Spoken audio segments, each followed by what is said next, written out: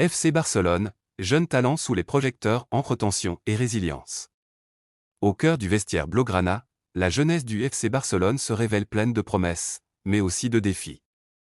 D'un côté, Lamine Yamal et Pau Cubarsí voient leur complicité s'éroder, révélant les premières tensions d'un vestiaire en mutation.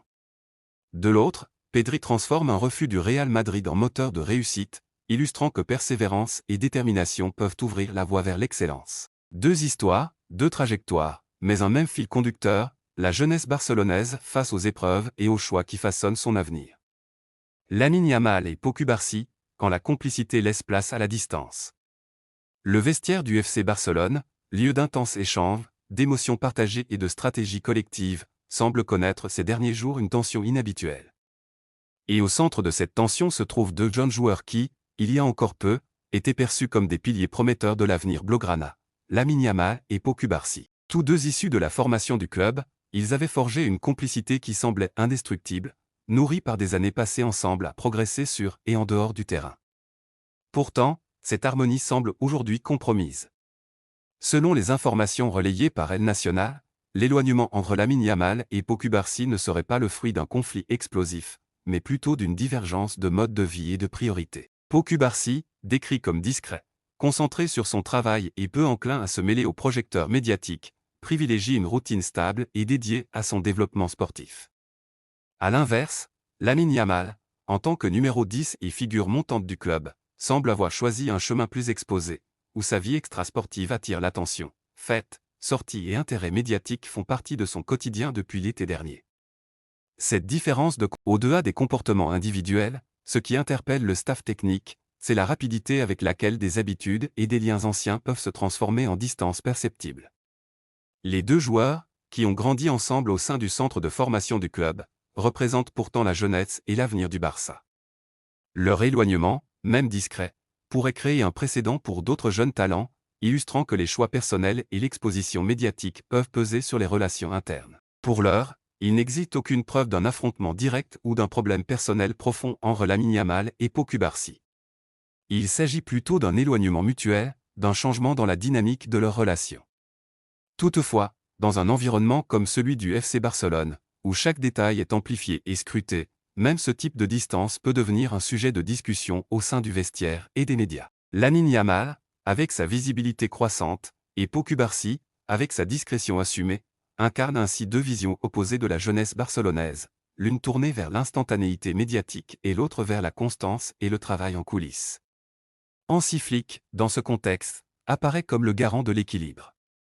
Son rôle n'est pas seulement de gérer les performances sur le terrain, mais aussi d'assurer que la cohésion humaine reste intacte. Loin de vouloir créer des conflits, il devra veiller à ce que Lamine Yamal et Pau Cubarsí retrouvent un respect mutuel et une harmonie professionnelle, indispensable pour le succès collectif.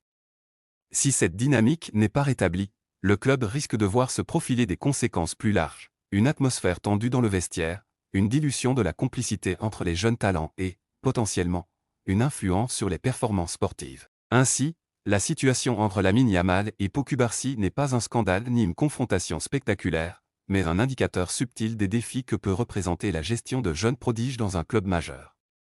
Les deux joueurs, chacun à leur manière, symbolisent la dualité de la jeunesse barcelonaise, la lumière médiatique et la discrétion studieuse. Leur capacité à rétablir une relation basée sur le respect et la collaboration sera un enjeu clé pour Hansi Flick et pour la saison à venir du FC Barcelone. En résumé, le clash entre Lamine Yamal et Pau Cubarsí n'est pas une querelle ouverte, mais un éloignement inquiétant pour le vestiaire barcelonais. L'un cherche la lumière, l'autre la tranquillité. Et c'est précisément cette différence qui pourrait, si elle n'est pas gérée, peser sur la cohésion de l'équipe et sur l'avenir de ces deux jeunes talents au sein du club. Pedri, du refus au Real Madrid à l'épanouissement au FC Barcelone, un exemple de résilience. L'histoire de Pedri est un véritable récit de détermination et de maturité précoce, un exemple éclatant pour tous ceux qui pensent qu'un refus peut être synonyme d'échec. À seulement 15 ans, Pedri se présente à Valdebebas pour un essai avec le Real Madrid, un passage qui aurait pu sembler décisif pour sa carrière. Pourtant, ce qui aurait pu être un tremplin s'est transformé en une épreuve difficile à encaisser pour un adolescent. Quand j'ai fait l'essai au Real, c'était étrange, on m'a dit que je n'avais pas le niveau et je suis rentré chez moi, confie-t-il à Cadena Ser. 3 jours d'efforts dans la neige, un environnement exigeant et une évaluation impitoyable. la sanction est tombée, brutale et sans appel. Pour beaucoup, un tel rejet à un âge si tendre aurait pu engendrer le doute, voire la résignation. Mais Pedri ne s'est pas laissé abattre. Loin de nourrir de la rancune, il transforme cette expérience en moteur de motivation. Son discours est clair et inspirant: je remercie celui qui m'a dit non au Real Madrid. Ces jours-là, je regardais le blason et je savais que quelque chose n'allait pas. Mais au final, j'ai eu la chance de finir dans l'équipe que je veux. Cette capacité à relativiser et à transformer un obstacle en opportunité révèle non seulement une maturité rare pour son âge, mais aussi un état d'esprit typiquement blaugrana: croire en soi et travailler pour atteindre ses objectifs malgré les revers. Après ce refus, Pedri retourne chez lui et poursuit son développement avec une détermination accrue. Son parcours le mène rapidement à Las Palmas, où il rejoint la Contra en mai 2018. À 16 ans seulement, il fait ses débuts avec l'équipe première, démontrant que le travail acharné et la persévérance finissent toujours par payer. Les recruteurs du FC Barcelone remarquent son talent et son potentiel dès les premières apparitions sur le terrain. Le 2 septembre 2019, un accord est conclu pour son transfert, évalué à 22 millions d'euros, et le 1er juillet 2020, Pedri endosse enfin le maillot blaugrana. Dès lors, il ne cesse de confirmer son statut de prodige, s'imposant comme un élément clé du milieu de terrain barcelonais et gagnant l'admiration des supporters et des observateurs du football mondial. Ce qui rend l'histoire de Pedri encore plus remarquable, c'est sa philosophie face aux échecs. Pour lui, un refus n'est jamais une fin en soi, mais une invitation à progresser. Au début, ce n'est jamais agréable de se faire rejeter.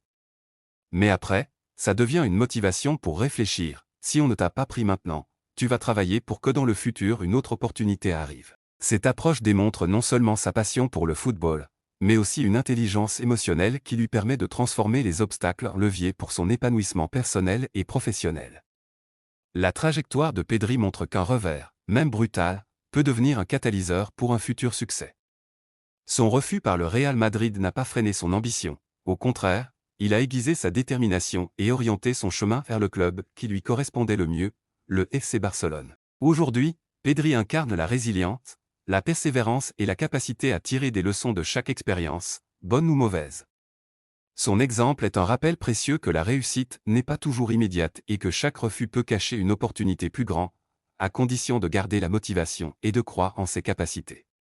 En définitive, Pedri nous offre une leçon d'humilité et d'optimisme: accepter un refus, comprendre ses forces et ses faiblesses, et continuer à travailler avec passion sont les clés pour transformer un moment difficile en tremplin vers l'excellence. Son parcours, du rejet au Real Madrid à l'ascension au FC Barcelone, reste un modèle inspirant pour les jeunes talents et pour tous ceux qui aspirent à réaliser leurs rêves malgré les obstacles.